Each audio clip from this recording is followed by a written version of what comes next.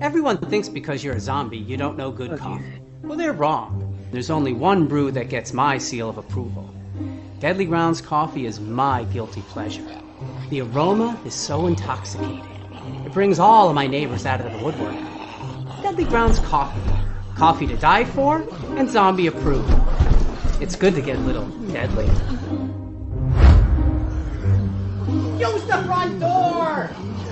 Oh, they're so disgusting.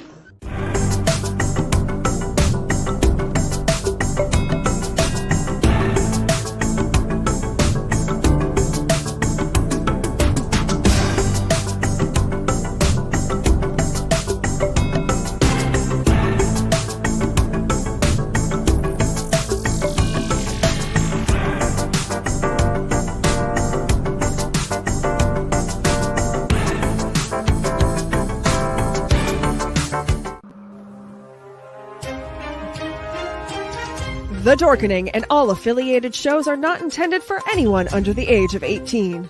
The following may contain discussions or scenes that have adult situations, graphic violence, nudity, strong sexual content, and graphic language. This show is intended for mature audiences only. Viewer discretion is advised.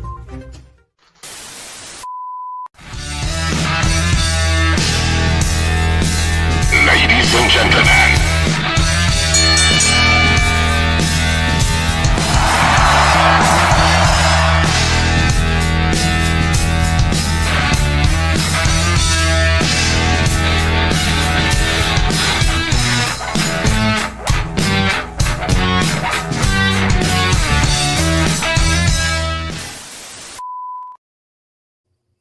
hello and good evening, and welcome to Hardcore Heels. I am your host, and I guess the only one here, Sewer Dweller, coming to you live from the office. And it is SummerSlam weekend. I decided I usually host on this network. I usually host Bloody Binge Movie Podcast, or the Bloody Binge Movie Show, rather. It is not a podcast. It is a show for reasons. And, excuse me, we were going to do Ready to Rumble this week as to get ready for SummerSlam weekend. But unfortunately, my job calls and we are, I'm not going to be able to do a show tomorrow for Bloody Binge. So I decided Hardcore Heels, SummerSlam weekend, SummerSlam results, or not results, but predictions. So we're going to do that tonight. We're going to talk about some WWE news. We're going to talk some indie wrestling news because there's a lot of indie wrestling news going on as well.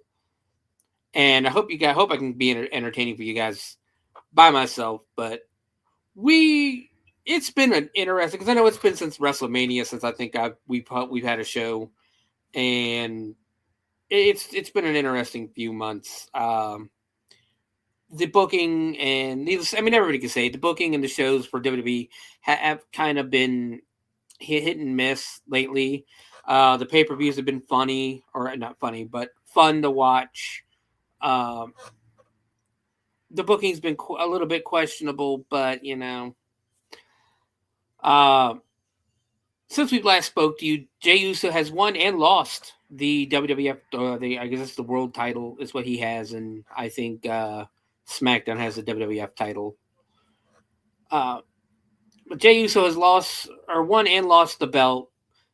Jelly Roll is getting involved now, and just a bunch of stuff going on. The SmackDown Tag Team division has been pretty hopping lately. The Women's Intercontinental Champion, Intercontinental title division's been very interesting and very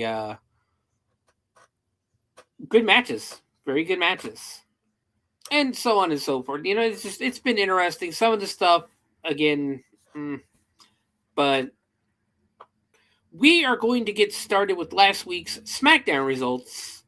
I'm going to tell you right now, I have not been keeping up with SmackDown too much. I have not been keeping up with NXT too much because I've been in school. I've been taking classes over the summer, trying to get a degree and hopefully make this show better.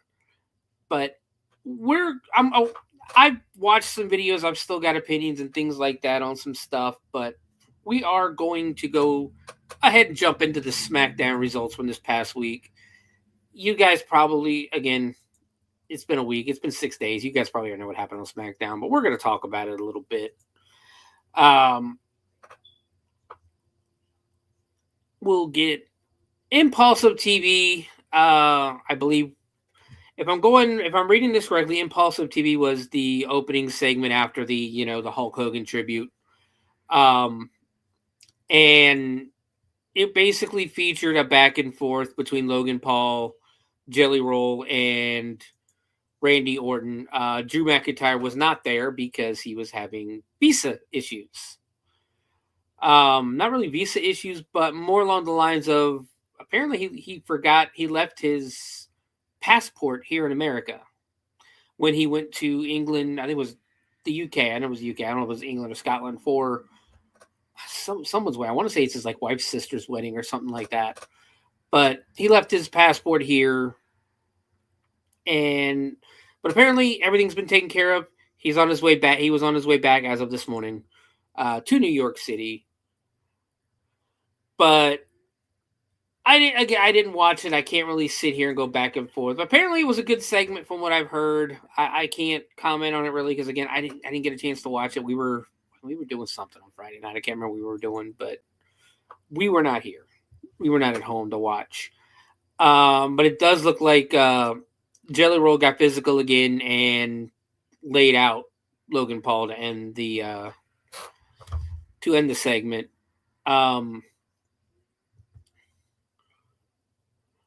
So I mean, a lot of people are pissed off about the Jelly Roll stuff. I'm not. It's what WWE does, and it's like I said, it's what WWE does. And on top of that, you're talking about one of the top selling recording artists in the world right now. He's one of the most popular musicians in the world right now. So of course they're gonna, if he wants to be involved, of course they're gonna make him involved. Because what I'm understanding is the Travis Scott stuff, apparently he didn't work out. A lot of people called him lazy and things like that. So, but we go into our first match. Our first match of the night was Alexa Bliss versus Roxanne Perez with their tag team with their, appropriate tag team partners in their corner. I did watch a little bit of this match. It looked like it was a good back and forth match for what it could be for an Alexa Bliss. I like Alexa Bliss, but I don't think she's the best wrestler. But it was okay for what it was. From what I saw, the stuff on the outside with Charlotte and Raquel Rodriguez getting into the fight, Alexa hitting the Twisted Bliss, and then Roxanne Perez rolls her up, gets the 1, 2, 3, jumps out of the ring. Roxanne's been kicking ass on the main roster. But Alexa had a little bit of a bloody nose at the end, so it kind of made a good visual, not the same kind of visual that Becky Lynch made, but it was a good visual. Afterwards, Charlotte gets in the ring, consoles her tag team partner, not her friend, but a tag team partner. And we're going on, and basically we go on. They go on to commercial break, and like I said, the video I saw of the match looked good. It looked like the crowd was into it. The crowd loves Alexa Bliss. They're starting to warm up to Charlotte again finally.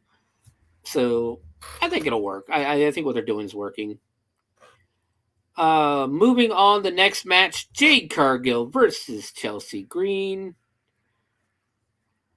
I have seen nothing of this match. I've heard nothing of this match. Jade Cargill beats her. The Secret Herbis, Alba Fire and Piper Niven attacked Jade Cargill after the match until Tiffany Stratton makes the save. I love Chelsea. Chelsea knows her job. Chelsea knows her job is to get people over and for comedic relief. There was no way in hell that Chelsea Green was going to beat Jade Cargill clean or even in a match at all, with Jade Cargill getting a title shot. I can't remember if it's Saturday or Sunday. So, yeah, Jade wasn't going to lose that match. That's one of them. That's one of the, and that's where it starts getting a little predictable in that matter, because you can't have somebody who's got a world title match coming up like this weekend, especially on the second biggest show of the year. You can't have her lose a match. You can't have her lose a match, because it just makes her look weak going into SummerSlam. And so, I personally, if it was me, they wouldn't have had a match. Just like this week, if it was me booking this week, nobody who is on, if you were on SummerSlam itself, you might get a promo, but you're not wrestling. You're not wrestling this week. You're on Friday. It's going to be a lead-in. It's going to be a preview show. A lot of previews for SummerSlam. And put guys who aren't going to be on the show in matches. Give some of these guys a chance. We move on to our next match. The Miz versus Jacob Fatu. Apparently, The Miz, I guess, had Jacob Fatu and The Miz had an altercation in the back before the match started, and I don't know what The Miz was thinking. Challenged him to a match. I guess there was I guess that's where Cody's promo was. Cody did the promo. He spoke briefly about, Hulk Hogan, and and he gave a promo about Cena. Cena's. I've got some comments on that match, but I'm gonna save those for the prediction segment. But backstage, Jacob Fatu's giving a promo, and he's interrupted by The Miz, who said that basically, I guess a returning Miz, because Miz hasn't been around for a few weeks. He's been out recording American Gladiators.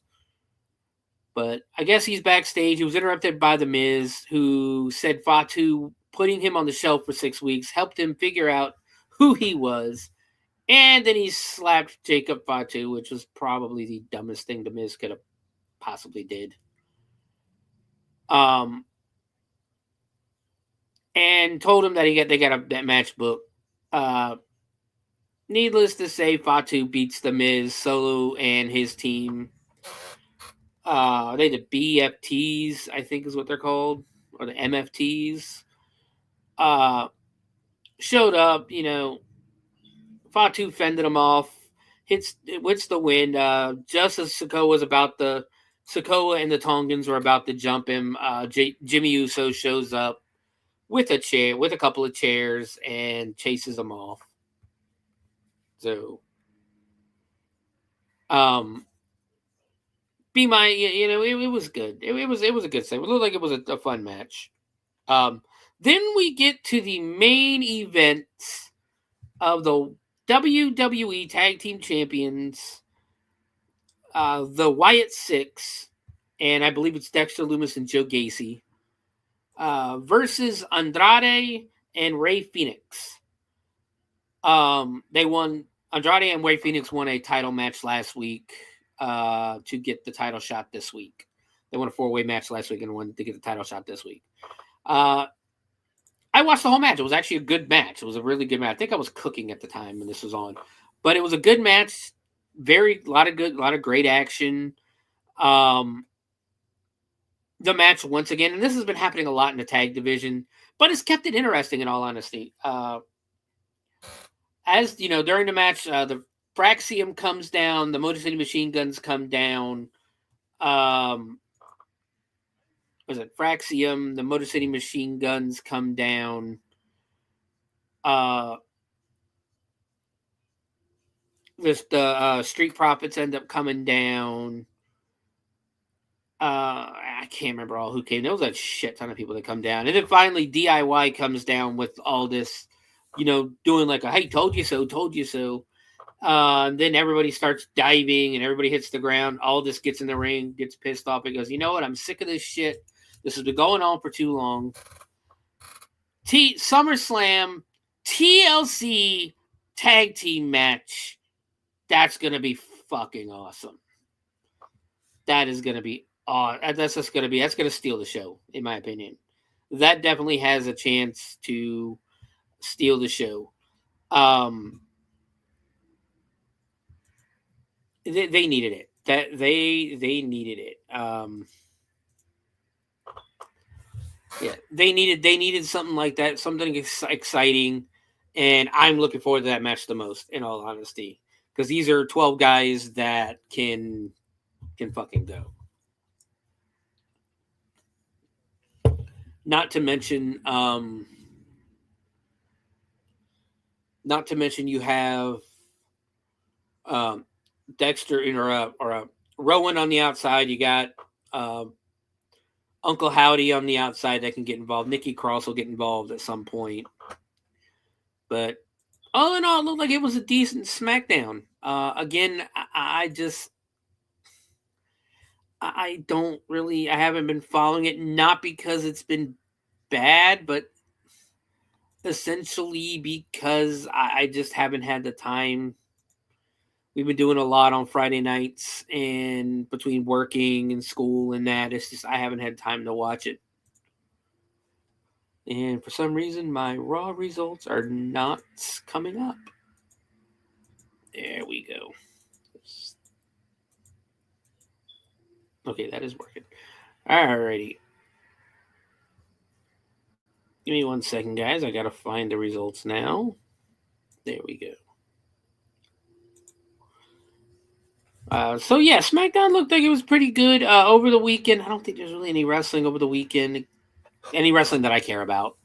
But TNA's been having some really good shows too, though. So that's always something to keep an eye out.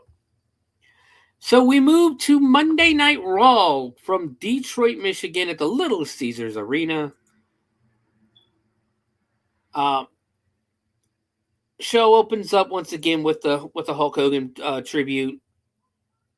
And then we go straight to the action. Well, not really action, but we go straight to the show with Jey Uso coming out to the ring, hyping the crowd up. Everybody's yeeting, and he started.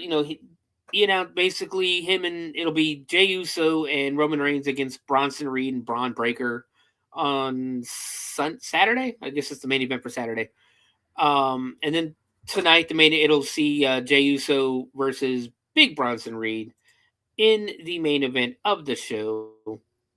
So he's talking, or he's doing his thing, and he goes to run it back, basically do his encore.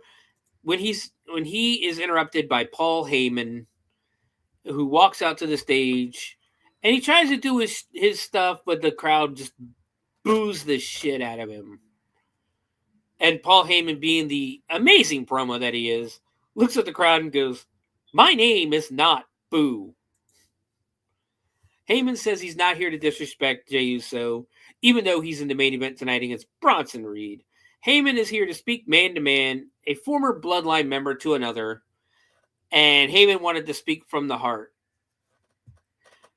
So naturally, the crowd starts chanting OTC for, Roman Reigns.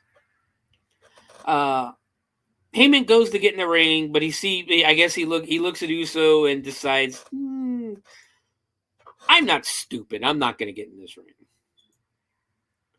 Heyman says he cannot believe that Uso accepted his cousin's invitation to team with him at SummerSlam against Bronson Reed and Braun Breaker. Uso is doing it all in the name of family, and Heyman emphasizes the family, and it emphasizes family in a derogatory way. So Heyman says family is always going to let you trust the Oracle. That's not a prediction. That is a prophecy. I'm kind of liking him calling himself the Oracle. But he goes on. Yeah, he says, Uso's, he can see that Uso's not buying what he's telling him. Crowd just goes crazy with another OTC chant.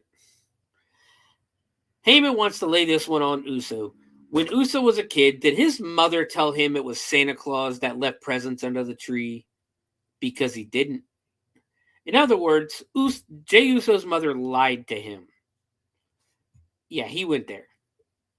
Heyman went there. Heyman says everyone's mothers lied to them too, except for the Jewish ones, because his tribe knows better. That was a funny line. That was pretty funny. And then Paul Heyman asked, did Uso's father Rikishi tell him that he wanted him to become the more iconic than he was? Is that what Rikishi told him? Rikishi doesn't want that. Uso's, and Heyman says, your father lied to you too. When Roman Reigns was going to pick the next in line for the tribal chief, did he pick Jey Uso?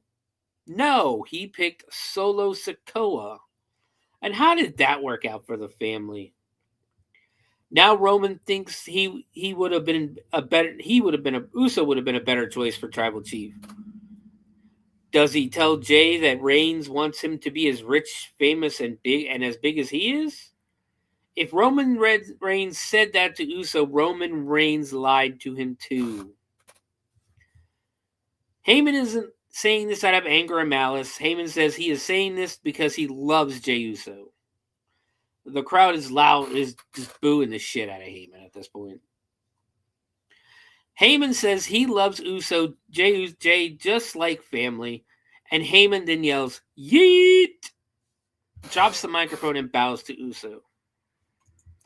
The crowd chants bullshit, naturally. And Uso paces around the ring and finally says, family is why he's here. Jey tells Heyman one more time not to run his mouth about his family. Jey will pull up for his family every time. That bloodline still runs deep in his veins. And Heyman is out here talking crap and disrespecting him. Jey said he did all these things because he wanted to prove it to himself. He won the World Heavyweight Championship to prove it to himself. It had nothing to do with Roman. And speaking of family, where's Heyman's? They brought Paul into his family. Jey says they brought Paul into their family. Here's what's going to happen. Heyman screwed Roman at WrestleMania. His boys screwed him out of the World Heavyweight Championship. Whatever happens tonight in SummerSlam is on Heyman's ass. And then he actually goes, and I got one thing left to say, 4 letters, and he lets the crowd finish the 4 letters, 1 word, yeet. And then he runs it back again. He starts to celebrate, and we get the rundown for the show. Good opening segment. Jey was on it. Jey was on it on Monday. He was intense. He had a great comebacks for Heyman. Heyman, of course, is just one of the best promos. Right now, he's probably the best promo in wrestling. And he's also one of the greatest minds in wrestling, too. So he's got that for him. So we go to commercial, and when we come back, it's a 6-person mixed tag team match. It's AJ Styles and the Kabuki Warriors, Asuka and Kairi Sane, versus the Judgment Day, WWE Intercontinental Champion Dirty Dominic Mysterio, and the WWE Women's Tag Team Champions Roxanne Perez and Raquel Rodriguez.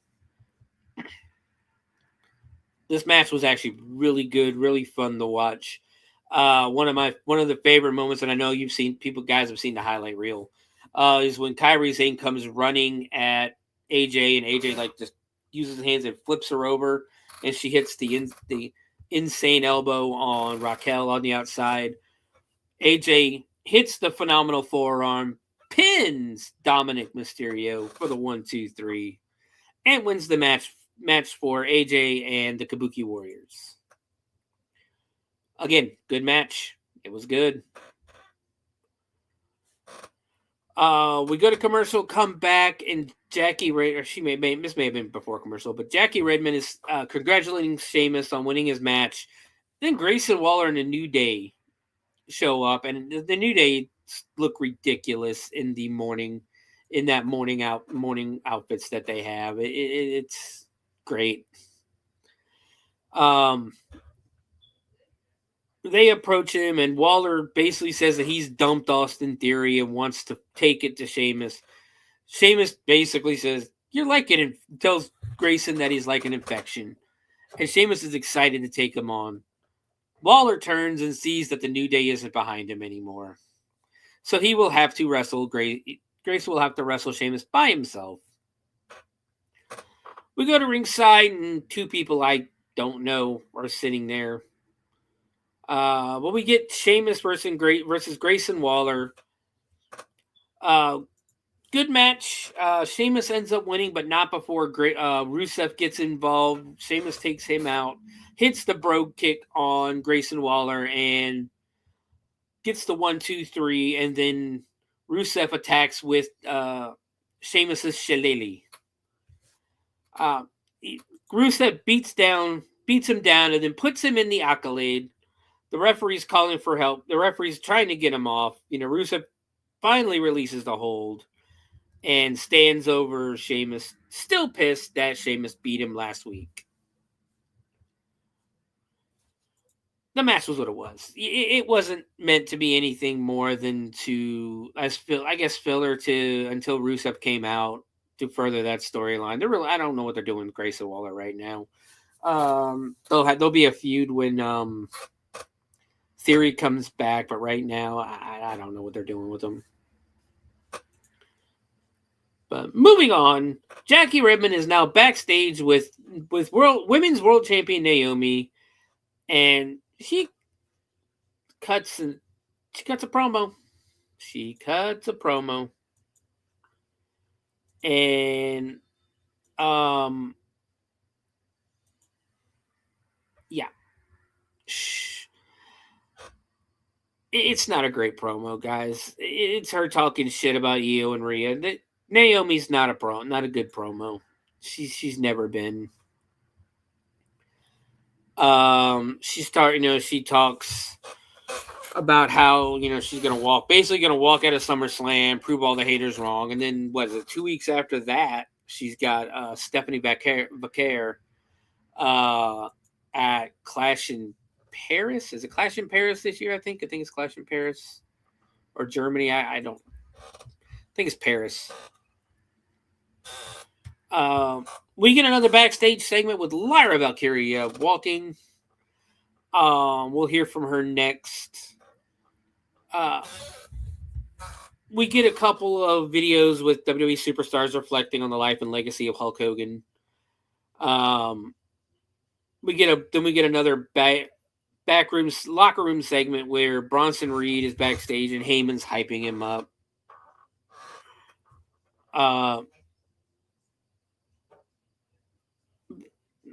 Telling him different things. And then Bronson Reed smiles and says, "Tonight, Jey Uso and any member of his family, I am going to leave down, out, and tsunami'd." Reed walks off. Heyman says that worked. Breakker says he has a plan, and Heyman looks confused. Go to our next segment. Lyra Valkyria is in the ring with her big shoes, her Becky Stompers, as she calls them, and she's calling out Becky Lynch. And it's the same back and forth between Becky and Lyra that's been going on for a few weeks now. And it's basically reminding everybody that, hey, there is no disqualifications, there are no countouts, there must be a winner, and that if Lyra doesn't win, she can't challenge Becky for the Intercontinental title anymore. So, 2 stipulations for that match. Lyra's a great wrestler. Again, she's not coming to her own when it comes to the promo side of professional wrestling.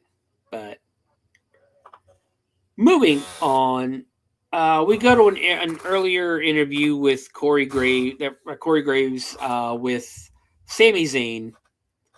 They start talking about Zayn and Karrion being at odds, which for a year now I think this has been going on. And they're going to have yet another match at SummerSlam. And Corey's asking Sami what he hopes to accomplish. Sami says he's hoping to be done with Cross once and for all. Cross is obsessed with him. Cross wants some warped truth from him, but Zayn doesn't care. It's impeding him, and it's standing in the way of Sammy achieving his goals, and that Sammy wants to be a world champion. Cross has to be. He's basically saying Karrion Kross is going to be finished at SummerSlam. Karrion Kross then interrupts the interview and tells Graves to go away. Of course, Scarlett is with Kross. Kross says he has an idea. He had the idea to hit Sammy in the injured ribs with the steel pipe again, but then he thought Sammy wouldn't make it to SummerSlam. And that doesn't work for him. Kross usually gets everyone in WWE to show their true colors, except for Sammy. And that's pissing him off. When he beats Sammy at SummerSlam, he'll get Sammy to say, Kross told the truth. Then he'll go away. And Sammy can be world champion. Kross says Sammy is no different than anyone else and is no better than him. Scarlett gives Kross the pipe, and Kross gives it to Sammy. Sammy says Kross thinks he's a puppet master. What does he really want?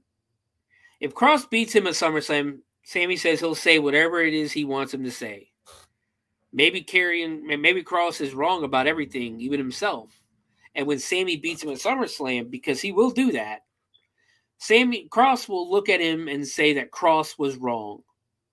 Sammy gives the pipe back and says, I'll see you at SummerSlam. It was kind of a good segment. I missed that when I was cooking at the time, but it was a good segment. It really was a good segment. It's a match that's been done, so I hope I think they need to add a stipulation because they've already done this match twice, once on a pay-per-view and once on Raw. But it needs something. In the arena, we see Naomi heading to the ring because we have an 8-woman tag team match up next. We come back for commercial, and Jackie is in the backstage area with a dejected Bayley. Bayley isn't slated to appear at SummerSlam, and so Jackie asks what's next to her. And Bayley says she lost her opportunity at the Intercontinental title and the tag team titles. She's already missed WrestleMania. Now she's going to miss SummerSlam. And Bayley says for the first time in her career, she's at a loss for words. And she just walks off. Now we go to our next match, an 8-women tag team match featuring Naomi, Chelsea Green, and the Secret Herbis, Alba Fire and Piper Niven versus Io Sky, Stephanie Vaquer, Nikki Bella, for no reason whatsoever, and Rhea Ripley. Good long match. It was actually a pretty decent match. It had everything you wanted in it. The match ends. The crowd wars as Piper Niven goes face to face with Ripley. Ripley headbutts her with the and basically she hits the Riptide on Piper Niven. Chelsea slaps Ripley in the face, and that just pisses her off. And Vaquer grabs Chelsea Green, hits the SVB, pins her for the win. Winners of the match: Io Sky, Stephanie Vaquer, Nikki Bella, and Rhea Ripley. So yeah, that was a good match. I'll give it to him. That 8-man was a very good, fun match to watch, even if it does have Nikki Bella in it. It was a good, fun match.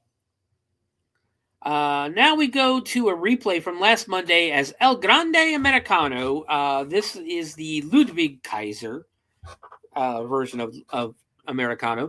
Tries to help American May, but they didn't want his help, and it cost them their match against the LWO. We now cut back to the Judgment Day Clubhouse with Dominic and the tag, and Dominic, Roxanne, and Raquel all looking dejected after losing. Finn and JD think they need to rally the troops. And Balor says that it's just one night. Everyone thought they were gone. They were done when they got rid of Rhea and Damian. And they've all got gold and are stronger than ever. Liv Morgan isn't even here. Dominic asks if they need help, but Balor tells him, "No, you stay back here and chill." Roxanne Perez gives him a Nintendo Switch, and Mysterio's and Dominic's impressed. Raquel says, basically Roxanne says, you know what? My favorite game is? WWE 2K25. And Raquel says, you know who else likes playing WWE 2K25? Liv. Dominic suggests they call her as basically the camera fades out. And it cuts to Joaquin Wilde and Cruz del Toro of the LWO making their entrance for the World Tag Team title shot coming up next. We come back and we got Rhea Ripley, Io Sky, Stephanie Vaquer, and Nikki Bella high-fiving and hugging backstage because they just won. Nikki and Stephanie walk off camera. Sky stops Ripley from walking, and Ripley says they're friends right now, but at SummerSlam, she'll finally have her number. And Io says Rhea has never beaten her and never will. Rhea says we'll see about that and walks off. And Io smiles, that wonderful smile of hers. Now we come back to the arena and we have a tag team title shot, a tag team championship match, the LWO, Cruz del Toro and Joaquin Wilde versus the Judgment Day, Finn Balor and JD McDonough. And this was a damn good match. It's a damn good match. It goes through a commercial break. They come back and the match is going on. Del Toro hits a Phoenix Splash onto JD or Finn. JD breaks the pin up. Joaquin Wilde runs in, but McDonough clotheslines him over the top rope. And basically him and Joaquin both go over the top. El Grande Americano runs down he got a pretty good reaction. He starts, distracting. He starts a distraction. Dragon Lee pulls Americano off the apron, and they start brawling to the back.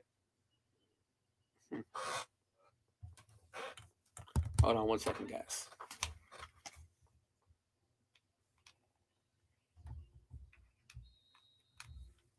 Come on.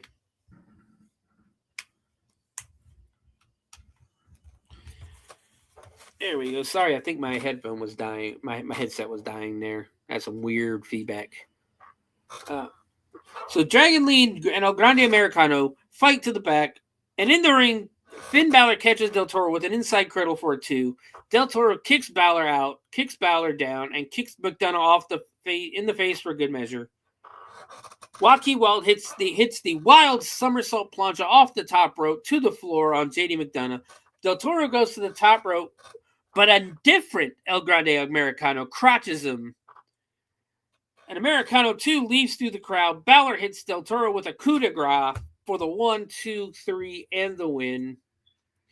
JD McDonough and Finn Balor retain the WWE World Tag Team titles. In, again, one hell of a match. It was a great match.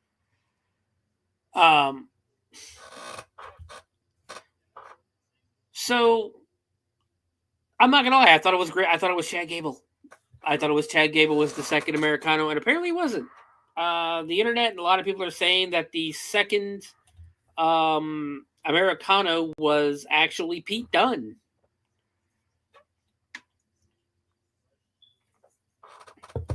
Which would be interesting. I'm interested to see, I'm like really interested to see where this is going because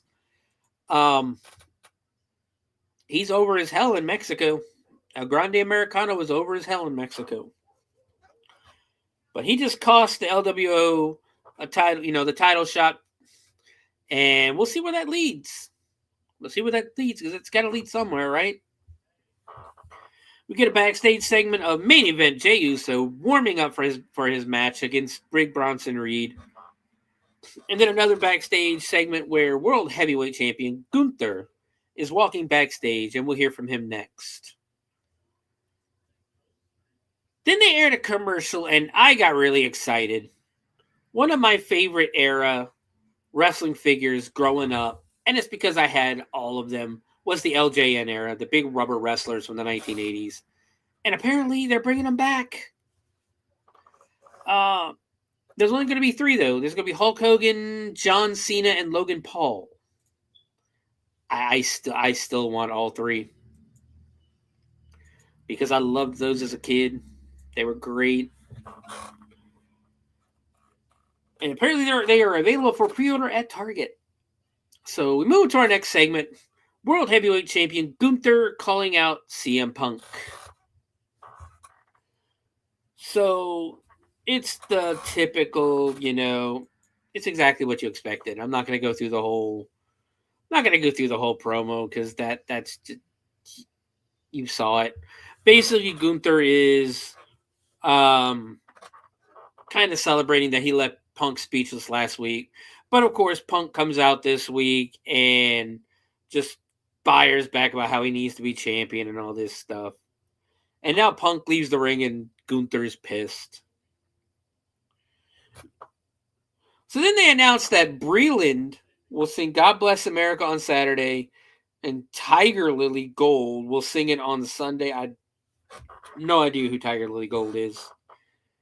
Then they run down the entire SummerSlam card for both nights. Jackie Redmond sit down with Jelly Roll, and the only thing that comes out of this promo is Jelly Roll saying, "Fuck Logan Paul." Okay. Then we get the main event. Jey Uso versus Big Bronson Reed with Paul Heyman. It's your typical Jey Uso match. They come back from commercial break, and Bronson is giving Uso the last rites and goes for the tsunami. Jey moves. Jey blocks the right hand and just starts punching Reed back. He does the little theatric, rocks him with the right hand, and super kicks him in the middle of the ring. Uso hits the ropes, connects with the suicide dive, and then Braun Breaker runs down, hits Uso with a massive spear on the outside. And the referee calls for the bell. So Jey Uso wins by disqualification. And of course, there's shenanigans outside as Bronson Reed and Braun Breaker just start beating the shit out of Jey. Just as Bronson's going up to hit the tsunami, Roman Reigns' music hits. Reigns comes out. He takes his sweet-ass time, but he comes out and basically fights off Braun Breaker and Bronson Reed.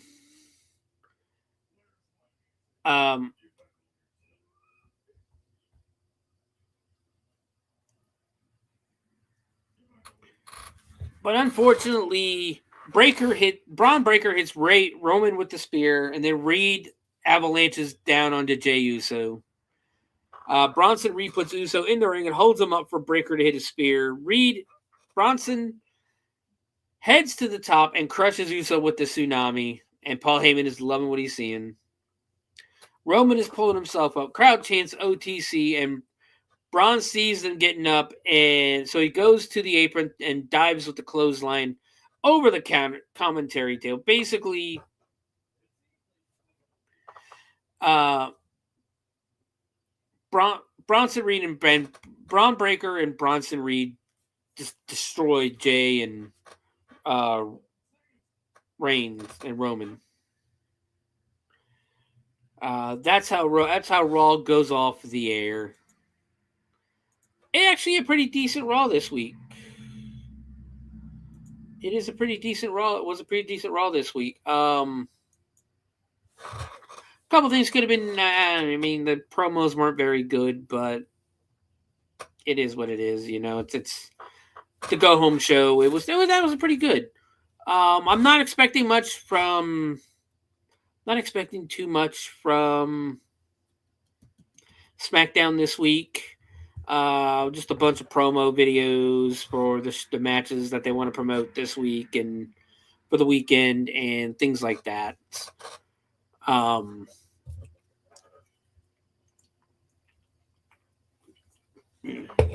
not going to run through the NXT results because again, I have not been paying attention to it at all. Not because it's bad, trust me, not because it's bad, but just because I haven't had time. And it wouldn't be fair for me to, because I haven't even seen video. I haven't even seen videos of NXT this week, and it just wouldn't be fair. The only thing I'll address is Tiffany Stratton put up pictures of Jordan Grace when she was Big Mama Pump versus now. Basically, if you don't know, Jordan used to be pretty thick. and not in a bad way. And as a matter of fact, a lot of the fans liked her better when she was thicker than she is, built the way she is now. It's her decision how she wants to be now, but a lot of fans do like her better when she was thicker. So, and I guess a lot of people online, basically a lot of younger fans got upset and said it was fat shaming and shit like that. You guys wouldn't have made it through the 80s or 90s in wrestling because, yeah, one Rick Rude promo and you guys would have been throwing a fit. It's not that serious, guys. It's wrestling. Especially, it's not serious. Stop making it serious. But it's the IWC, and needless to say, the IWC is not very smart. It really isn't. So let's see. We are at 45 minutes. So we'll do another. How about we do night one predictions, and then we'll take our commercial break and come back and do night two, and then some. There's some news going on in the indie world, and wrestling and things like that. And if you got any comments or questions, feel free to add them. I don't mind answering questions and that. I'll give my opinions on stuff. Again, this stuff is my opinion. It's not fact. It is not set in stone. My opinions could change. But okay, let's start with night one. We're going to do our predictions now. Night one, SummerSlam. Night one, this Saturday. And if you got predictions for the matches, put them in the comment sections. If you're on Facebook, YouTube, I think if you're on Facebook or YouTube or even X, I think they should appear up here, and I can still read them. And I can still read them.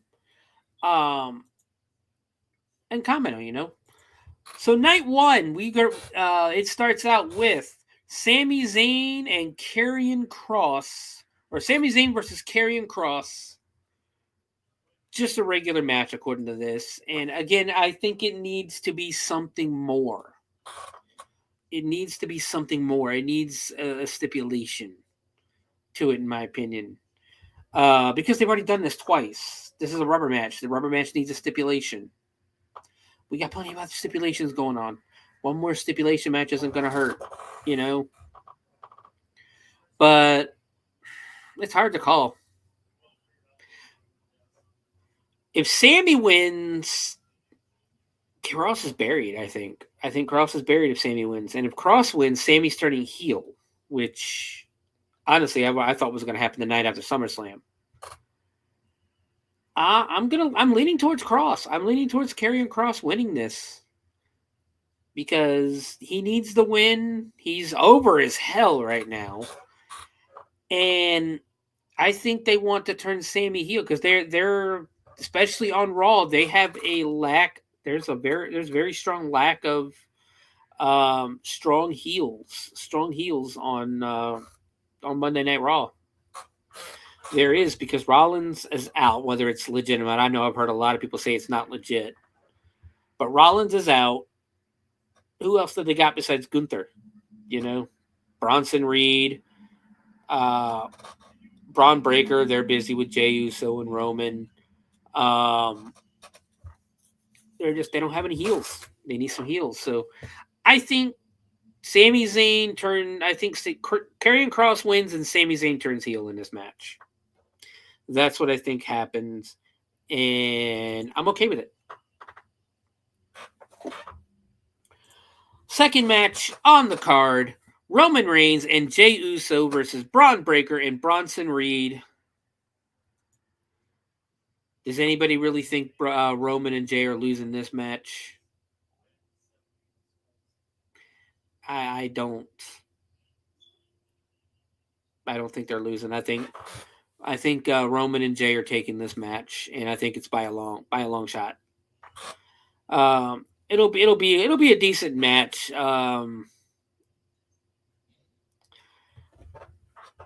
I think if it's me booking, Jay's going to be the babyface in peril, get the hot tag to Roman because that's going to be the pop. Roman's going to work him over, and I think Roman and Jay win. I think they're going to end up pinning. They'll pin Bronson Reed because I think Braun Breaker doesn't need to take a pin yet. But yeah, I'm surprised that's not the main event too. But moving on to our next match. WWE Women's Tag Team Championships as the Judgment Day. Raquel Rodriguez and Roxanne Perez take on Alexa Bliss and Charlotte Flair. Hard to call again. But in all honesty, I'm leaning towards Alexa Bliss and Charlotte. I'm leaning towards them because I don't know because I don't really see them losing the titles without Liv, and if Liv's going to be gone for a while, I think Alexa Bliss and Charlotte to further that storyline because it's working. That storyline's working, and I know they still want to cause some trouble, cause some what do you call it, between Raquel and Roxanne until Liv Morgan comes back and we get the Rhea Liv storyline all over again with Liv and Rhea and Roxanne. But yeah, Alexa Bliss and Charlotte Flair I think are going to take the tag titles. Next match on the card for Saturday, Randy Orton and country music artist Jelly Roll versus Drew McIntyre and Logan Paul. I'm going Randy Orton and Jelly Roll. Celebrities don't lose often. When they're in a match, celebrities don't lose often. I can't even remember. Even at WrestleMania did excuse me. Did Johnny Knoxville beat Sami Zayn?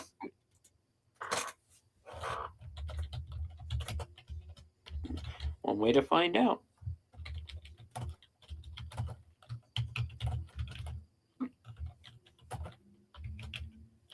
I got the hiccups for some reason.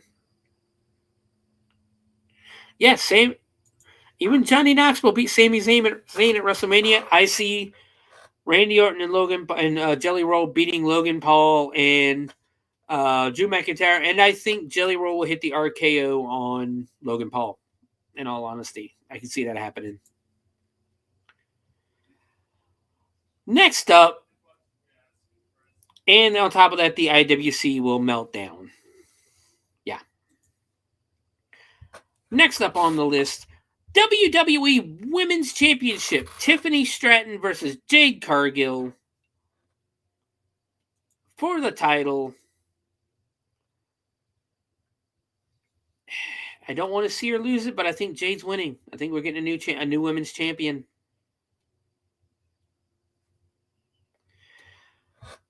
They're pushing the shit out of Jade. They're pushing the hell out of Jade, and Tiffany's held it since WrestleMania. I can see them. I can see them putting it on Jade. The only way I think Jade doesn't win it is if like Bianca comes back and turns on her, or Naomi comes in and costs her the title or something. But I think Jade is winning the women's title at SummerSlam. And finally, the night one main event. Well, it's what this website says the main, CBS Sports, so I guess it's pretty reliable. Gunther will be defending the World Heavyweight Championship against the number one contender, CM Punk. It's hard again. I think Gunther needs the win. It would be nice to see CM Punk win the belt one more time before retirement, but I think Gunther needs the win. Gunther needs to hold this title for a while. That's just my opinion. He needs to hold this title for a while. And not only will that make him a bigger superstar, that'll make the title mean that much more. And yeah, I think Gunther should win. And I think he's going to. I think Gunther is going to win. I can't even think of any shenanigans. But I think Gunther keeps the belt at SummerSlam. And maybe even Punk goes away for a little bit. Don't know. I can see Punk winning it, though. That's the thing. I can see CM Punk winning the belt, but I think it's going to, my opinion is going to be Gunther. But that's the night one predictions, guys. We are going to take our commercial break, and when we take a quick 3-minute break, and when we come back, we will discuss night two. We will discuss some indie wrestling news. We'll talk about Vince McMahon's car accident, some more WWE news, maybe some TNA news. But we're going to talk a lot more wrestling, more about news this time than it is about results or stuff. Plus the night two predictions. But guys, we will be right back. See you then.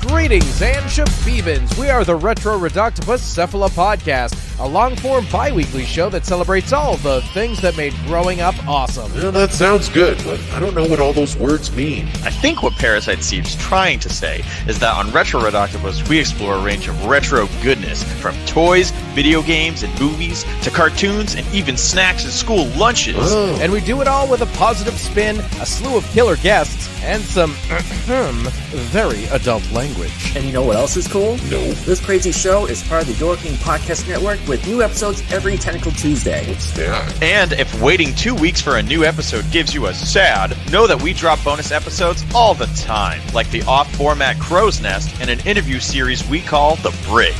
You can listen to Retro Octopus on Apple Podcasts, Spotify, Stitcher, or any app that's cool enough to carry the only show that celebrates all the things that make growing up awesome.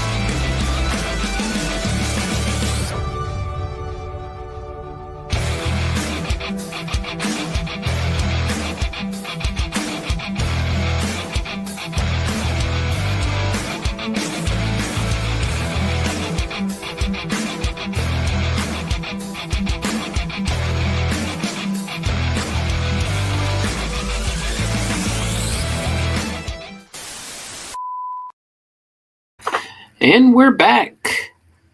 Welcome back, everybody, to the Hardcore Heels Wrestling Show. I am your host, Sewer Dweller, and we are talking SummerSlam tonight. So we already talked about night one's predictions. Let's go into night two.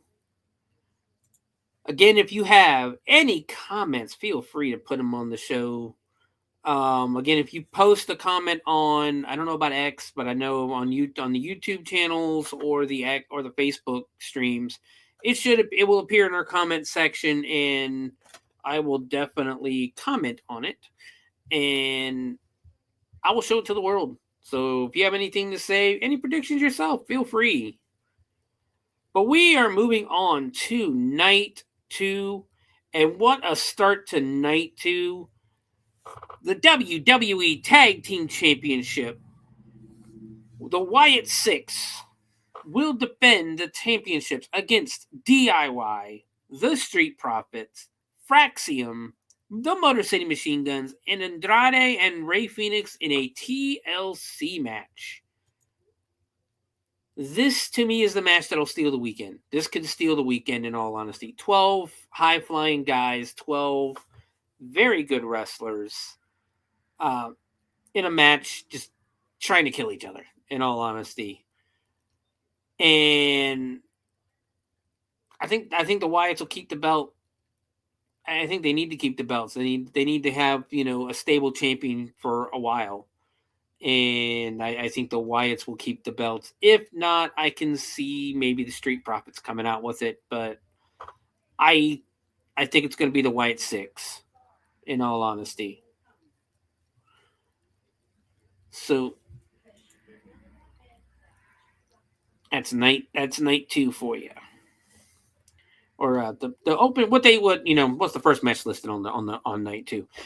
Moving on, our next match is the Intercontinental title match as Dominic Mysterio defends the title for the first time since King of the Ring? Money in the Bank, I think. Where he defended against Octagon Jr. He will defend the title against AJ Styles. I love this feud. I've loved the stuff that AJ's been doing, hunting, stalking him everywhere. Every time Dominic turns around, there's AJ as a janitor or in the clubhouse or doing different things. And it's praying. The video with him praying was hilarious. But I think Dominic's keeping the belt. I think Dominic's going to keep the belt. AJ doesn't need another title. AJ's going to be retiring soon. It'd be nice to see AJ Styles with another title, but I think Dominic's keeping the belt. I really, really do. Moving on, United States Championship match. Solo Sikoa defends the United States Championship against Jacob Fatu in a steel cage match. That's going to be a good match too. That'll be good. That'll be fun. That'll be hard hitting. Solo and Jacob. And it'll also be interesting to see how they're going to get the Tongans back in. To help Solo win. If Tama Tonga's coming back or what's going on with that. Jacob, Jimmy Uso is going to get involved at some point too. It's going to be a fun match. It's going to be interesting. It's always really cool to see a steel cage in a big stadium setting like that. It always looks awesome. So the image itself looks awesome. So yeah, I don't want to see Solo lose it yet, but I think Jacob Fatu's taking the belt back. I hope you guys don't hear the dog barking in the background, but it's dinner time for them. Moving on to our next match, Women's Intercontinental Championship. Becky Lynch defends the title against Lyra Valkyria. If Lyra Valkyria, it is a no disqualification, no count out, there must be a winner. And if Lyra Valkyria cannot beat Becky Lynch, she cannot challenge Becky for the Women's Intercontinental Championship ever again. At least until she can't challenge for the title until Becky loses it. Which I don't think is going to be a problem because I think Lyra's taking the belt back. I think we're getting another new champion. And we're getting a lot of new champions this weekend, I think. But I think Lyra is going to take the championship. And I'm for it because she had a really good run with it. Some really good matches, and that's what it should be. The champion, the women's Intercontinental Champion, just like the men's Intercontinental Championship, should be your best wrestlers. They should be your workhorses. And that's it. So I think Lyra is going to take the belt back.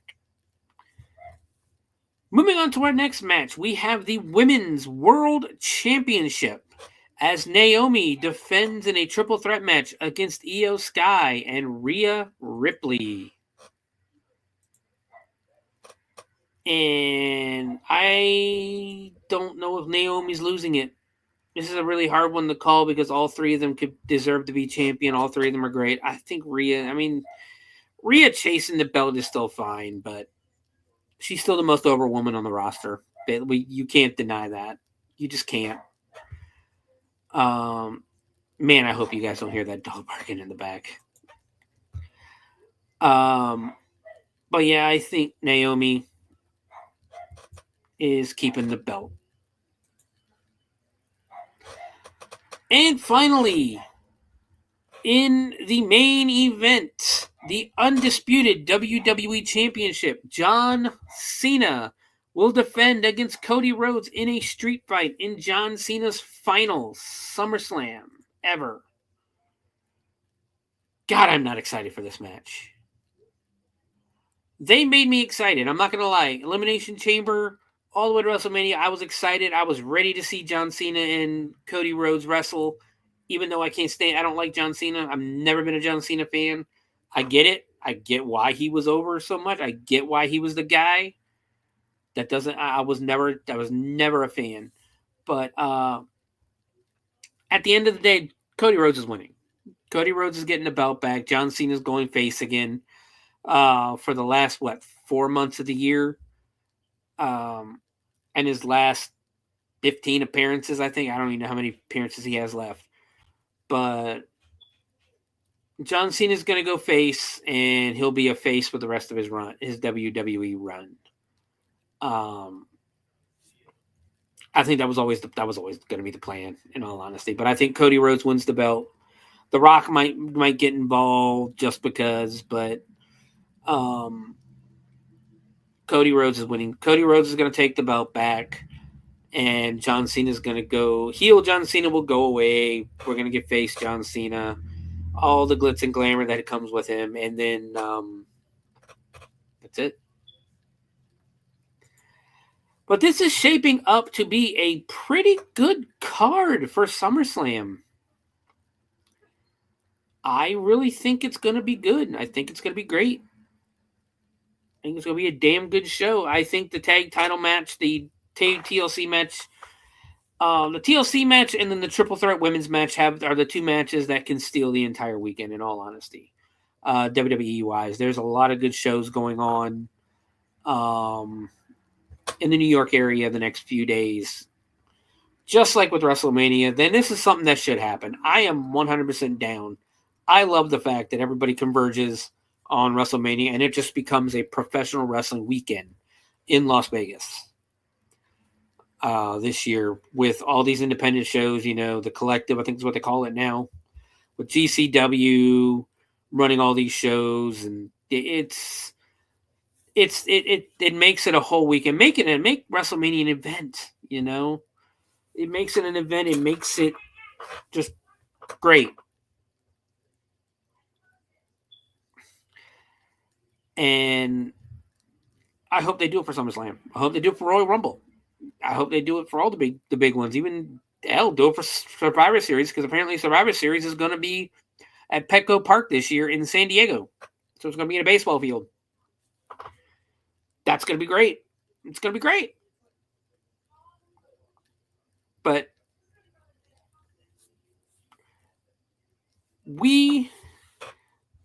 yeah, it's going to be a good show. So let's get into some news. A couple of stories I read recently.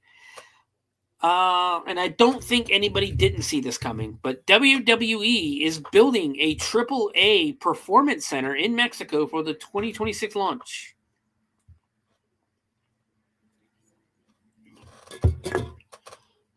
I mean, who didn't see that coming? They're extending their reach into Mexico. They're likely going to extend their reach into Japan here soon. Whether they buy DDT Pro or Pro Wrestling Noah or even New Japan, they're going to do something over in Japan. There's going to be a performance center there. There's going to be a performance center in Mexico. They're probably going to end up building a performance center in England or somewhere in Europe. And you know what? This is shit that Vince should have done years ago. Find the best wrestlers best wrestlers in the world and bring them to WWE. It's that simple. That's what WWE should be. And that's what it's been. That's what it's become. And with Vince was doing it before he left, bringing a bunch of, wrestlers from around the world and not making. And the thing about it is, and this is one of the things with Triple H as well, and I think Vince finally learned near the end, not to make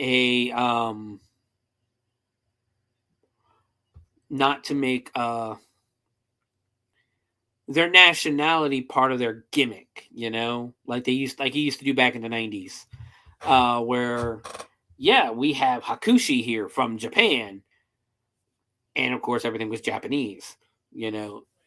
Now we have Io Sky, and she's Japanese, but being Japanese isn't her gimmick. If you get what I'm saying, Ludwig Borga, his whole gimmick was I'm Norwegian and I hate America. So what? Why should we care? So does so did the Iron Sheik, so did Nikolai Volkov, so did the Russians in NWA. Why should we care? But building a performance center in Mexico is definitely a step forward for WWE, to help, help build Luchador division. You got AAA now. You're running shows in Mexico and Mexico City. They just sold out an arena in Mexico City. And you have AAA Mania coming up. That's going to be streamed on YouTube, on WWE's YouTube. So we'll see what's going on with that. But yeah, they're building a AAA performance center. AAA representative Ernesto Campo revealed the news during an interview with Super Luchas, confirming the plan to build a dedicated training facility designed to align AAA talent with the WWE system. The center will host both Mexican and American trainers tasked with refining in-ring abilities while introducing performers to WWE's trademark style. Well, there's not much that can be said yet because the new company wants to reveal its news gradually, but there are some things we can share. One of them is that the new AAA will have a performance center, which will be inaugurated around mid-2026. And it's expected to have both Mexican and American trainers who will help polish the wrestling style of AAA stars. I'm for it. That's one of the things that a lot of people say about AEW is if they had a performance center with somebody there to, train these wrestlers the correct way, maybe Tony Khan wouldn't have to come out and say, hey, we can't have a women's tag team tournament right now because 25% of my fucking roster just got injured in one match. Like, he came out and said it, guys. I mean, I'm not even making that up. He came out and said it. I can't even believe he came out and said it. I can't believe he came out and admitted that. I would never admit that 25% of my roster got hurt in one fucking match. So we move on to really more disturbing news. Former WWF star, I wouldn't call it. I mean that calling him a star is kind of a little bit of a reach, but Mike Duke the Dumpster Drosy faces felony charges for attempted child exploitation.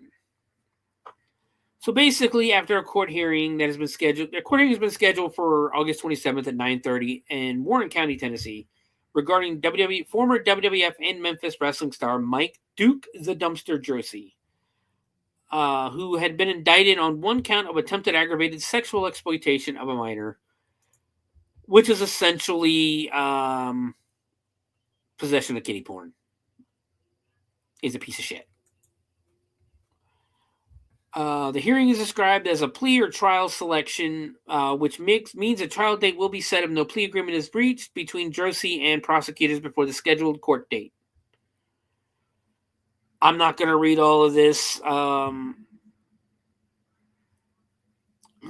All it says is that the Federal Bureau of Investigation, FBI investigator Jason Walker with the Warren County Sheriff's Department first received a tip from the FBI regarding Mr. Drosy's alleged criminal conduct.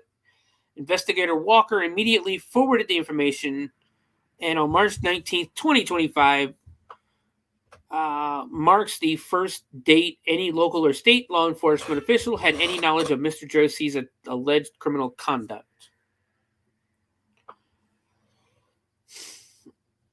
So basically, Duke the Dumpster Drosy is a piece of shit that should be taken out back and had a bullet put in his head or something. Whatever you want to call it, whatever you want to do to someone like that. But essentially the charges are kiddie porn. He was either attempting to purchase child pornography or God help me if he made it. I don't think he made it. I think he was just buying it from what I'm reading, what I've read. But yeah. Duke the Dumpster Drosy, terrible, terrible person. So moving on to our next story. For those who don't know, I guess it was over the weekend or last week or so, Vince McMahon got into a really bad car accident, completely totaling his Bentley. And I believe it was on Martha's Vineyard, or on a road to Martha's Vineyard or something like that. Witnesses were saying he was doing like 8, and I think officials said it. He's doing 80 to 90 miles per hour down the road, and veered into oncoming traffic and hit another lady, totaling that to 2 other cars or something like that. So you can just add that to his legal troubles. But apparently this isn't, his driving habits have been a long-time concern for WWE staff.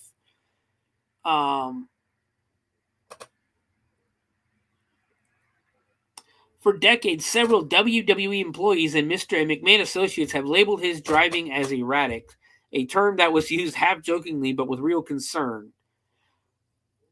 It became an open secret within the company that traveling with McMahon was something to avoid, with some choosing to turn down car rides altogether due to his unpredictable style on the road. Despite his status and resources, McMahon has always preferred to drive himself. One source said that McMahon feels grounded when he is behind the wheel, especially when away from WWE-related travel. They humorously added that it is ironic considering the kind of luxury cars he drives, such as a $250,000 vehicle. So yeah, I thought there was more to this article, but because I read something online that Jim Cornette would never, ever, ever, ever ride with him, and I think Jim Ross wouldn't either. They would never get in their car with him because they're like, no, fuck that. So yeah, that's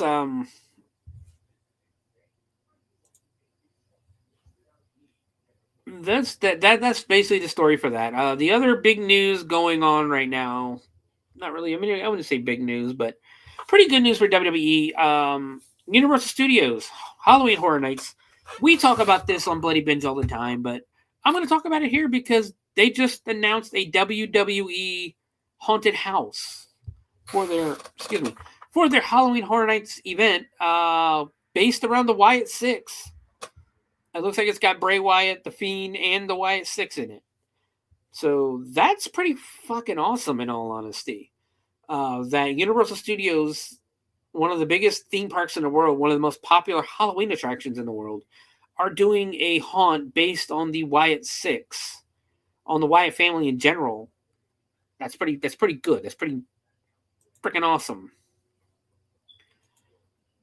And I'm looking forward to seeing videos. I won't get to go to it, but I'm looking forward to see videos. So, let's move on to some indie wrestling news. Because there's a lot of stuff coming out of GCW. One of the things I'm looking forward to this weekend is Josh Barnett's Bloodsport.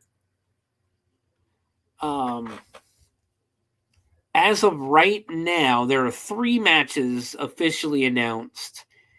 If there's more, let me know, because I've only seen the 3. But one of these matches I'm really, really, really, really, really looking forward to. The first match announced for Bloodsport. For those who don't know what Bloodsport is, it's kind of like a shoot work style. It's obvious that it's still working, but it almost looks real. Like real professional, real wrestling in that. But unfortunately, it's professional wrestling. It's not real. It's still scripted, but it's got a more realistic feel to it than most wrestling does. But we have Jonathan Gresham versus Pete Dunne. That'll be great because Jonathan Gresham is a hell of a wrestler, and Pete Dunne can go when he wants to. But Pete Dunne's more of a striker, I think, than a wrestler. So that'll be an interesting match. Jordan Blade versus Janai Kai. I don't know who either one of them are. But the match that I'm looking forward to is the main event.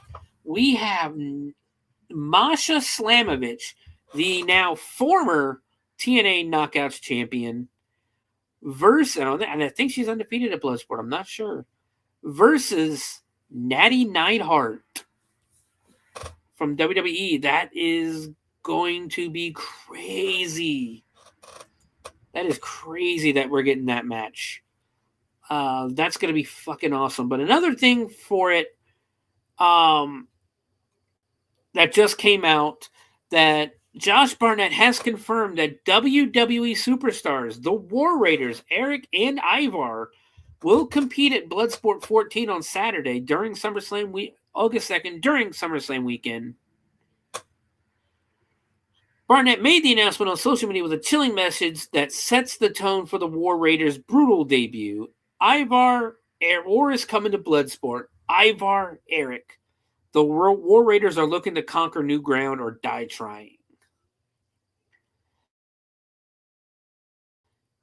That's going to be great.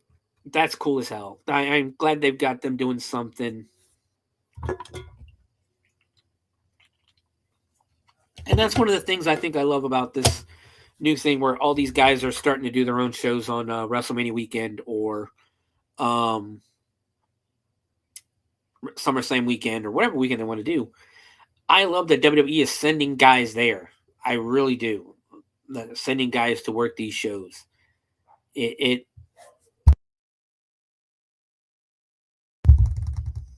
Hold on.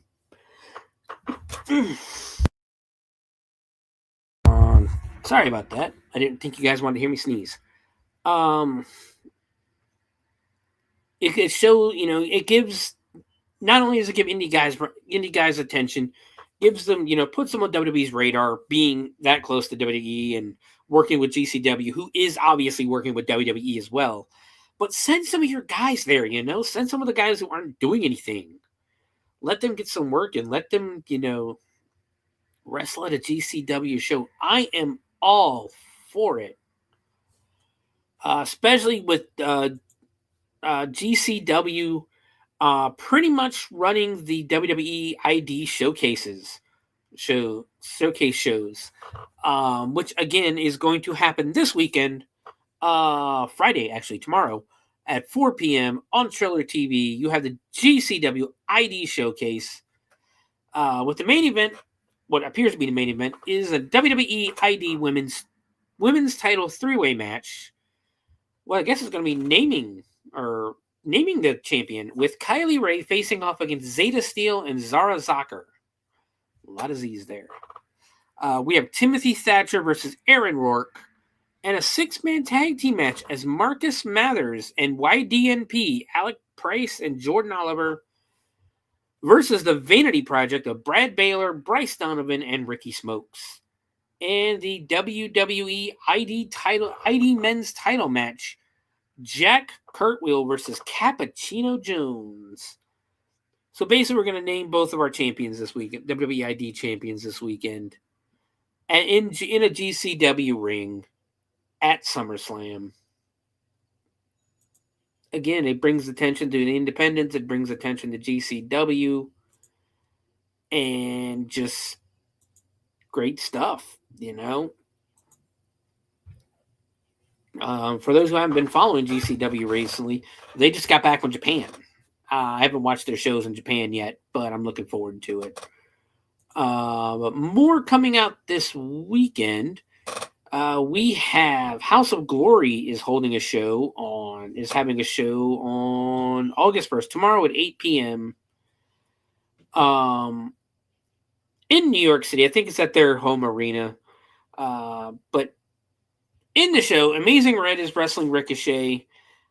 House of Glory women's title match. We have Indy Hartwell versus Priscilla Kelly. House of Glory tag team title match. The main event, Jay Lyon and Midas Black versus nobody. There's nobody listed. Oh, this is a match that I would love to see. House of Glory Crown Jewel title match. Zilla Fatu, the son of Umaga, is defending the title against Bully Ray.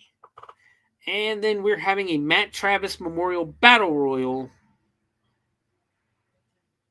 And the main event, House of Glory heavyweight champion Charles Mason will defend the title against Carlito. That's tomorrow at 8 p.m. And then also tomorrow at 8 p.m. So you got a choice. Guys. GCW, hit 'em up 2025.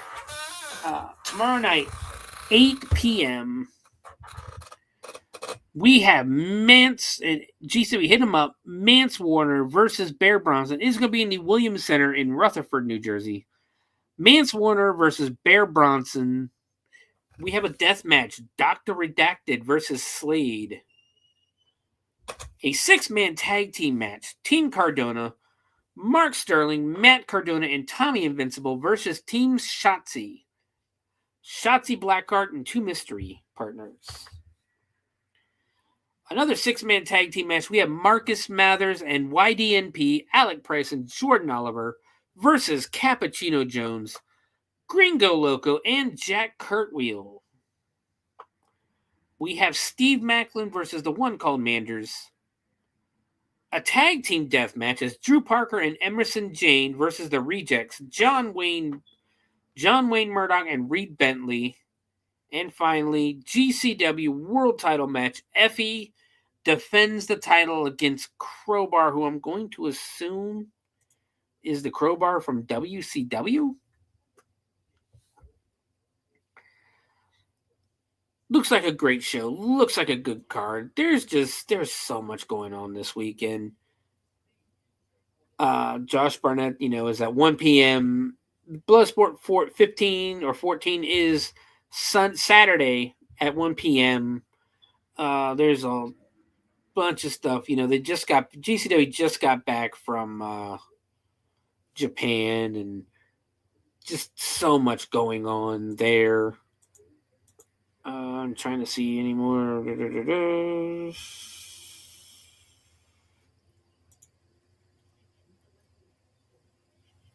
Okay, here's a couple more matches that they've announced that I haven't seen, I guess. Nick Camaroto versus Simon Gotch. This is for the Bloodsport 14. Nick Camaroto versus Simon Gotch. Charlie Dempsey versus Dominic Guarini. Timothy Thatcher versus Slade, and then the 3 matches I've already announced, plus the War Raiders. It's gonna be just an action-packed weekend.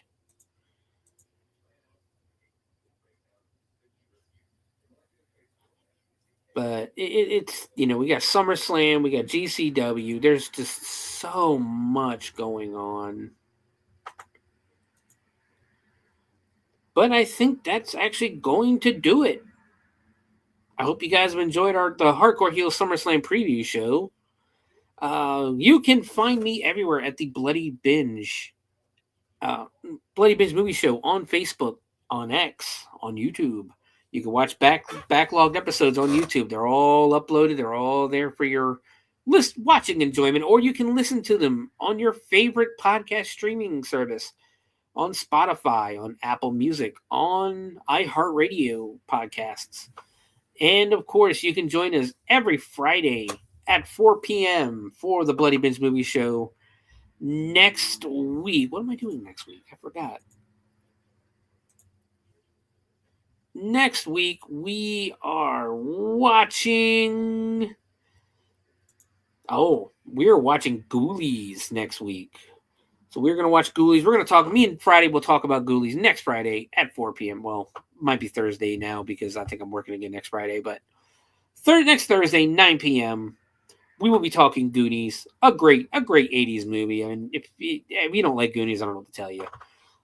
You could also find me on Twitch. I don't really play on Twitch too often at Sewer Dweller 78. Hopefully I'm going to get back into that soon. Plus you can find me on TikTok at Sewer Dweller. We'll talk about the new movies coming up. There's going to be some new stuff going up on TikTok and on YouTube, as well as I'm going to start doing a couple of paranormal videos around the city. Talking about some true crime stuff, talking about some haunted places and that. And even now with Halloween season coming up, I'm officially retired. I am not acting this year. With Halloween coming up and haunted houses season coming up, you might even just see me pop up at a couple of haunts in the area, going through and giving some reviews and things like that. We'll see what happens. But guys, I hope you guys enjoyed the show. I hope you guys enjoy SummerSlam this weekend. Give GCW a try. Give independent wrestling a try. Give your local independent shows a try. I know we've got one coming up here. DCW in Springfield, Ohio is coming up on the 9th, I believe. And if you're in Dayton, Ohio, Saturday, August 2nd, this Saturday, if you're not watching SummerSlam, Rocky Horror Picture Show at the Inglewood Theater. Give that a check. Give that a check out. We went last month and it was fun. If you're a Rocky horror fan, that is definitely something you may want to check out. But guys, be good to each other. Keep watching horror movies and support your local independent wrestling company. See you later.